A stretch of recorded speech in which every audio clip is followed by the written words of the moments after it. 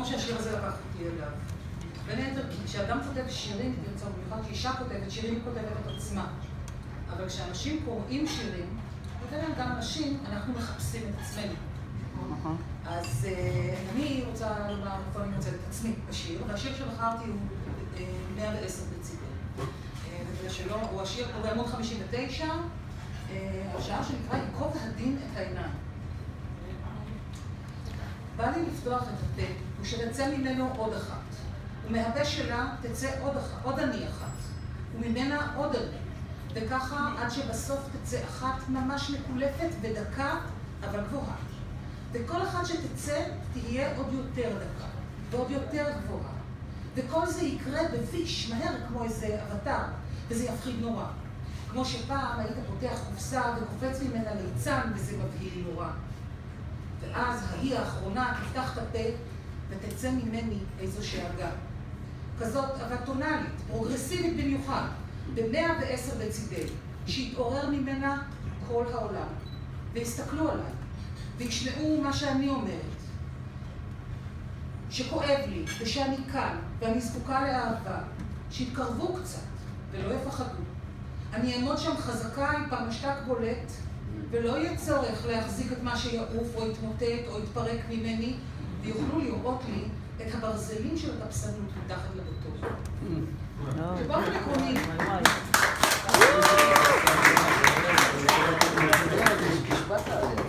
באופן עקרוני, עכשיו צריך לשבת, כי אני חושבת שאין פה אחת או אחד שלא מוצא את עצמו קצת בשיר הזה. כי אנחנו נמצאים בימים של עיסוק בגוף, כי זה קיץ, ובקיץ אתם יודעים, הגוף חשוף, זאת אומרת, אנחנו עסוקים מאוד בקנקן, במראה. והקישוטים, כשעסוקים בקנקן ובמראה, אז הקישוטים, הצורה, חשובים יותר מהתוכן, יותר ממה שיש בפנים. וגם כי תוכן, אתם יודעים, בקיץ, כשעסוקים במראה ובקנקן, אנחנו לא מדברים על תוכן, כי בתוכן עלולות להיות פחמימות. ופחמימות זה משמין. ומשמין זה פוגע בתדמית הזאת של הגבוהה והרזה, שכולנו נורא רוצות להיות גבוהות ורזות, וגם אתם די רוצים להיות גבוהים ורזים, וגם עם שערות וראש וכל השאר. כי אנחנו כל הזמן עמלים בעיקר על התחזוקה של הקנקן, והרבה פחות על התוכן. אלה גם ימים של עיסוק בגוף, כי זאת התרבות שבתוכה אנחנו חיים, וגם אולי אחת הסיבות שאנחנו בוחרים להתעסק כל הזמן בצורה ובחוץ, זה בגלל שאת הפגיעות בגוף אפשר לראות בקלות. אז נוח לנו לעסוק בגוף, בצורה של האחרים. כי אז אפשר לראות את הפגיעות הקלות בראש, את חוסר השלמות של האחרים, וזה גורם לנו להרגיש יותר טוב. ואת הפגיעות הרגשית שלנו, באיזה מהלך אבולוציוני מדהים, למדנו להסתיר כל כך טוב, שאנחנו רק בונים עליהם עוד ועוד קישוטים ועוד ועוד כיסויים. אנחנו חיים במציאות של מסכות, כי מסכות מסתירות אותנו מפני אחרים, אבל בעיקר הן מסתירות אותנו מפני עצמנו. אנחנו לא באמת רואים אותנו כשאנחנו מסתכלים בראי. כי אנחנו כל הזמן עסוקים בלבנות את אותה תדמית, את אותה מסכה, כדי לשמור על עצמנו. כי האמת היא שמי רוצה לראות פנים ופנים בימים של שאלות וחיפוש דרך, וזה המקום שבו החברה הישראלית נמצאת. ימים של חיפוש דרך, של שאלות. מי אני, מה אני, אתם יודעים, בכל הג'אז הזה. המסכות והדימויים האלה שאנחנו כולנו עוטים מונעים מאיתנו להתקרב לאנשים. המסכות האלה עומדות גם בין אנשים שאוהבים, אבל זה שומר עליהם. זה עוצר אותם, אבל גם שומר עליהם מאוד. כמו מין אפוד מגן כזה, שבעולם ומציאות של פחד בלתי פוסק ושל הישרדות בלתי פוסקת, אנחנו עוטים על עצמנו ושוכחים שבעצם בתוך הבית אנחנו מוגנים, או לפחות מול הרעים, כי זה בסך הכל אני שמה שמשתקפת. אבל גם מולי אני צריכה לפעמים לפעול, כדי שאני לא אראה באמת אפילו לא את הפחד. אז אומרים שצרת רבים היא חצי נחמה. טוב, מה אני אגיד לכם? בתוך הימים האלה של עיסוק במראה ובגוף, שזאת התרבות שבתוכה אנחנו חיים. תרבות של צריכה הרי לא בנויה על צריכה של תרבות. תרבות של צריכה בנויה על מוצרים. ומוצרים יש להם גוף.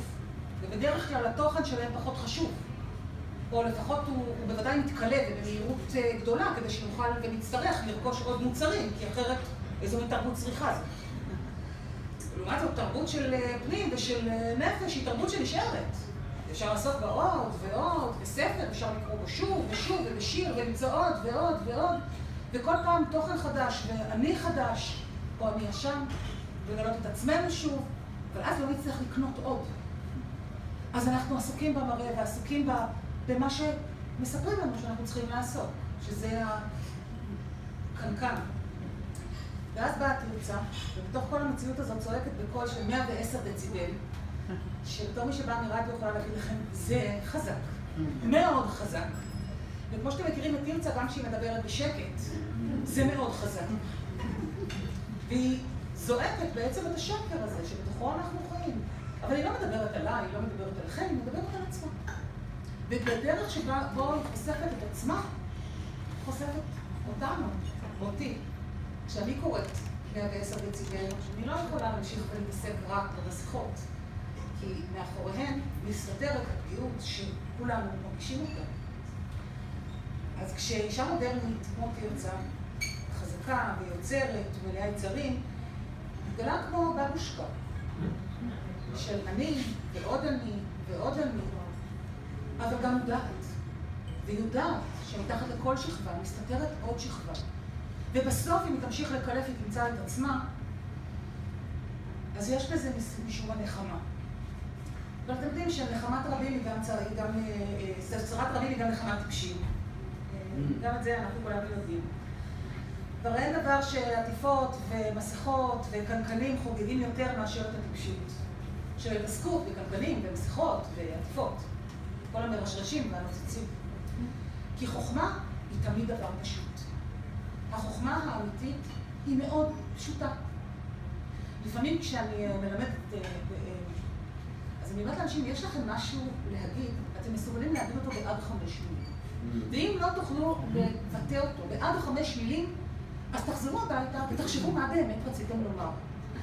אז אני לא, זה נורא מורכב. זה לא מורכב, זה אף פעם לא מורכב. האמת, הדבר שאותו אנחנו רוצים להשיג, אהבה, שקט, שלום, הבנה, צדק. מילה אחת, כל אחד מהדברים האלה, מילה אחת. מילה אחת, וכולנו מבינים אותה מצוין. וברגע, ככל שאנחנו מבישים אותה ביותר קישוטים, אנחנו בעצם עוטפים אותה באפודים. והאפודים האלה לא שומרים על הרעיון. הם מונעים מאיתנו להשיג אותו. כי כל המסכות האלה לא באמת שומרות עלינו מפני פגיעה, אלא הן מונעות מלהגיע אלינו. זה מה שנקרא בשיר הזה.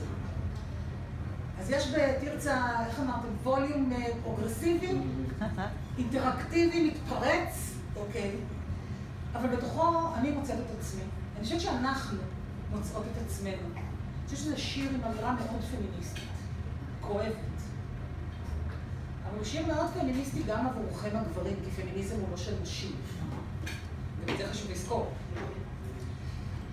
הוא מאוד חשוב לזכור אותו, כי אנחנו תמיד רוצות להיות יותר רזות, יותר גבוהות. טוב, אני גבוהה מספיק, אבל באמת שגם העניין של המשקל לא מעסיק אותי במיוחד, אבל אתם יודעים, זה כמו העניין הזה של השלום. אנחנו רוצים שלום ואנחנו מוכנים לפשרות, אבל האמת שהיינו רוצים לקום בבוקר, לפתוח את החלון ולראות ישראל מכאן עד מוסקבה, עם רק אנשי שלומנו.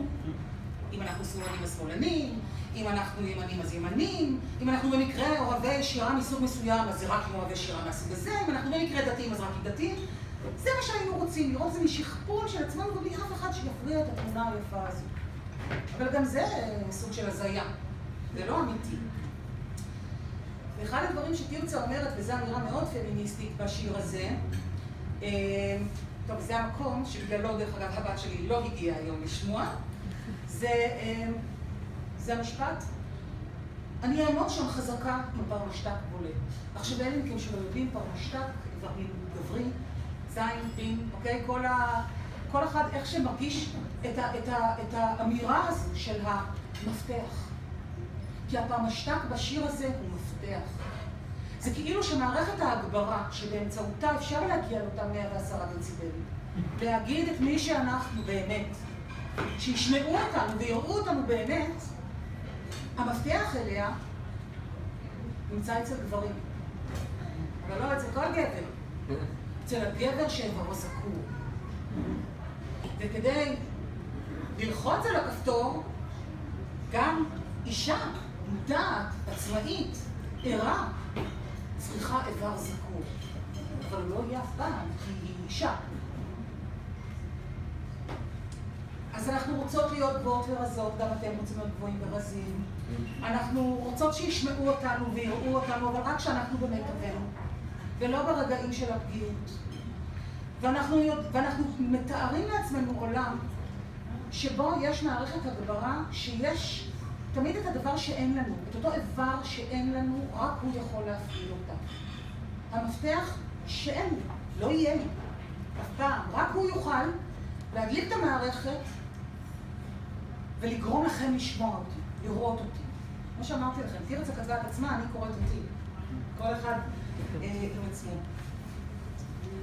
אני חושבת שזה שיר שהוא מתלבש לי טוב כי הוא קורא לפעולה. הוא שיר שאומר, תראו, מאחורי כל הדבר הזה אני לא באמת פגיעה. מאחורי כל הבטון הזה, סלמות הבטון שהלבשתי על עצמי של מסכות ובטון, אתם יודעים, זה חומר חזק. הוא גם אפור, הוא אטום, לא יראו אותי דרכו. ברגע שהבטון הזה ירד ממני, מה יישאר? מהו השלד שמחזיק? ברזל. כי האמת היא שאנחנו לא כל כך חלשות ולא כל כך פגיעות, ואנחנו לא צריכות איבר מין גברי, וגם אתם לא צריכים את אותו איבר מזדקר כדי שישמעו אתכם. כל מה שאנחנו צריכים זה להשמיע קול. אני חושבת שהשיר הזה אומר בעצם, לי לפחות, הוא אומר די, חלאס. עוד מסכה, ועוד עטיפה, ועוד נצנץ, ועוד קישוט, ובסוף איפה אנחנו נעלמנו בתוך כל המקום הזה. אז תרצה, אני מצאתי את עצמי בשיר הזה, ותודה רבה.